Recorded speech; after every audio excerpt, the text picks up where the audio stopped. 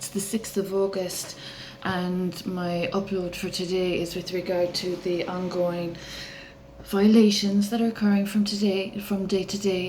It's nice, bright, sun-shining day in Tralee in the southwest of Ireland. It's a beautiful, peaceful day.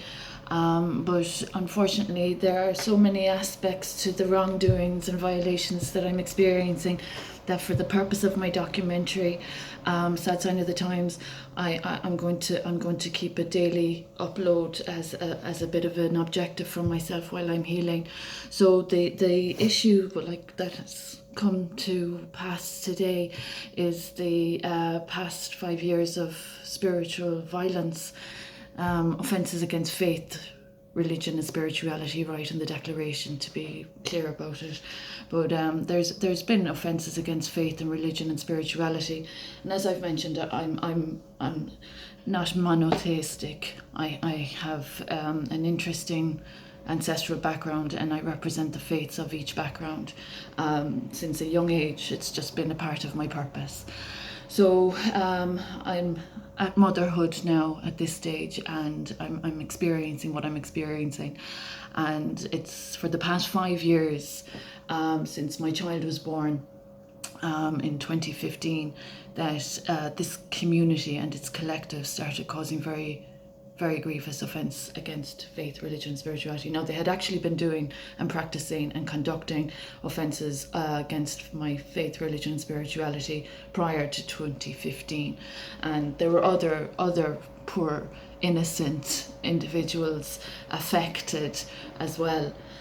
So I suppose in a certain respect I'm representing their interests also.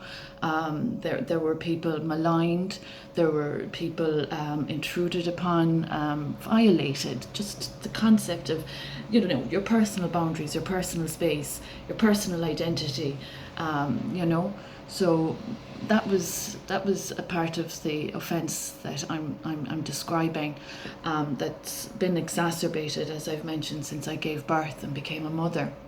Now, the objective is how I'm going to have difficulty really in this upload.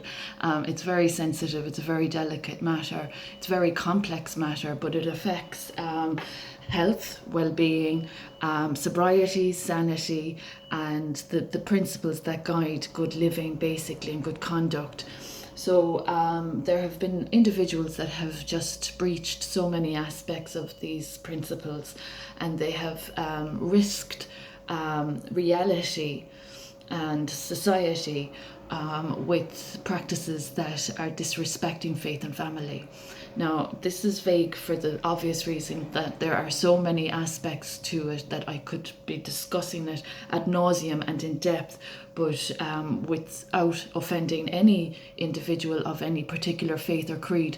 I'm just going to describe my own little personal experience that's been quite arduous and quite insulting and quite injurious and quite dangerous, with what I have tolerated, and people that have been of imposter syndrome. It's an imposter issue, that they haven't just trespassed into my homes and my property and my profession and my personal experience, but they have also insisted that even to this day that they have a different twist in the tail. And the tail, unfortunately, of the spin doctors, as I'm going to cliche it, have not been successful to date. Unfortunately, there are people spinning tall tales on behalf of the guilty culprits that have been disrespecting many faiths and religions and the concept of spirituality, which is unique to everyone.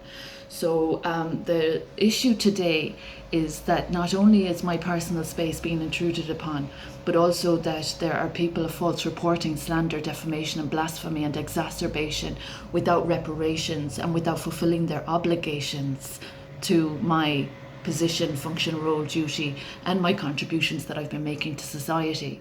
So the intrusions that I'm experiencing are quite serious, quite dangerous, and I haven't given any consent for the developments that have been occurring to occur, and there have been benefits, and there have been prosperous benefits from the offences I'm experiencing. So that puts faith, religion, and spirituality in a very precarious position, especially when there's been innocent life of my child harmed. So I'm just explaining the insanity of this situation that has been offensive to not just health and well-being, but faith, religion, and spirituality. And some people have been quite forward in their advances to consistently offend, but have not been able to backtrack and retrace their footsteps to where they've stood and trespassed, where they had no, welcoming or right to be, as I keep reiterating, in my personal space.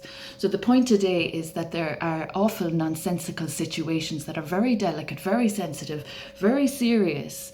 As I said, it's no joke messing with faith or religion or spirituality. People don't like ignorance in the presence of fabulous faiths.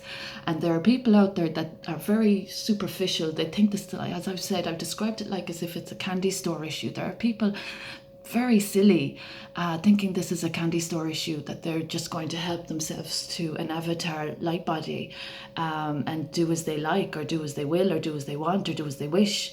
But unfortunately, this is what I've been born with. This is my royal purpose. And there are people that aren't welcome in my purpose, and that aren't welcome in my experience, and that aren't welcome to benefit from me with being so disrespectful and defamatory. So there's a very silly mentality or mindset of individuals that are misunderstanding the reality, and unfortunately are only telling little tales that are continuously insulting the big picture, the big reality, the real reality, you know what I mean? So that just tells me how unqualified, or shows me how unqualified these individuals are when they aren't comfortable in their own skin, and when they have to hurt themselves, and when they have to hurt their integrity and their self-respect to offend a mother in a modern day and age in a democracy. It really concerns me that there would be women or men out there that would hurt their own dignity and integrity to offend me and to cause themselves problems, as there has been, and that we've all seen the problems that these people have been causing, or the consequence of these people's problems that they've been causing. And they like the idea of insanity. There's gaslighting. There's a gaslighting concept at play as well here. Now, I live on my own. Now, there's no one to be in my proximity. There's protocol with my position. And there's not meant to be individuals that are liable or repeat offenders, or that have been of defamation. They're certainly not meant to be in my proximity. So these people, they like the idea of abusing faith and religion and spirituality, not for the betterment of society, but to induce harmful circumstances that have repercussions. So that's not very healthy. That's not healthy at all. That's very unsafe for children's lives and families. And that makes me very concerned with the casualties they've already been causing since my child was harmed, or my harm was experienced as a new mother.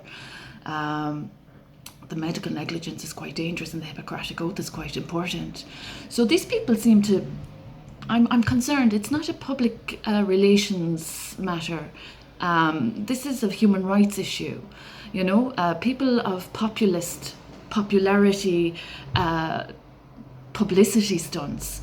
I'm embarrassed. I am sincerely and utterly, completely embarrassed. And I'm sure where I got my qualifications in language and cultural studies in the University of Limerick, I'm sure the Department of Culture is concerned about the contrivances occurring, and the stupidity that's being aired and broadcasted by people that have difficulty confronting themselves.